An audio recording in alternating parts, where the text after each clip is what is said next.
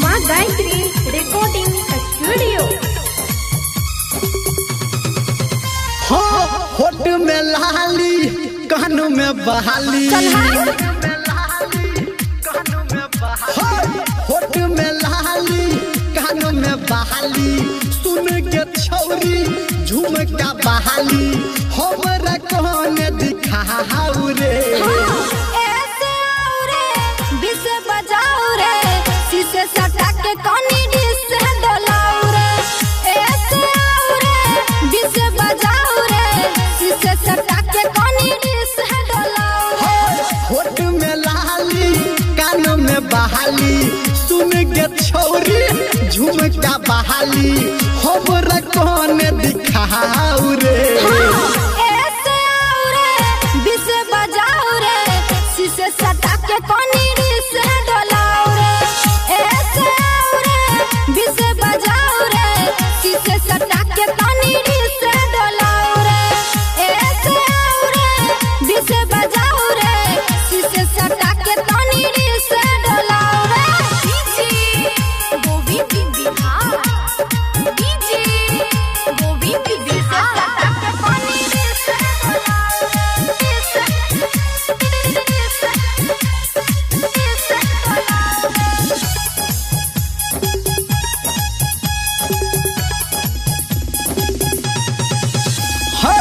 भाज दही आहे पाँच गे देखबो तो हर नाच गे। उमर हमर छै काच रे किया लगाब छाछ रे।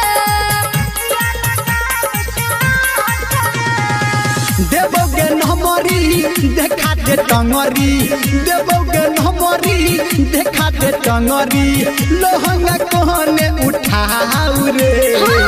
ऐसे आओ रे बिस बजाओ रे शीशे सटा के तनी डिस डोलाओ रे।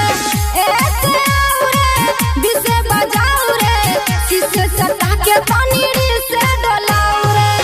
ऐसे आओ रे बिस बजाओ रे शीशे सटा के तनी डिस डोलाओ रे। अभी आप सुन रहे हैं सावरिया म्यूजिक। शीशे सटा के कोनी डिस डोलाओ रे।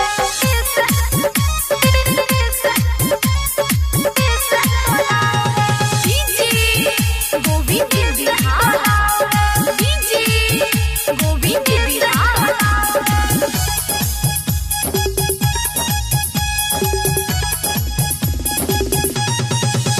हाँ देख में छी छौरी ही डर गे करबो चालू जरने डर गे।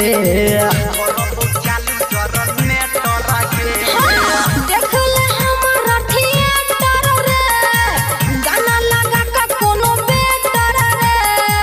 गाना लगा के कोनो बेटर रे। कहो धर्मेंद्र निर्मलिया गे संजय गौतम तोरा बेरिया गे लज शरम हटाऊ रे। ऐसे आओ रे बिस बजाओ रे शीशे सटा के तनी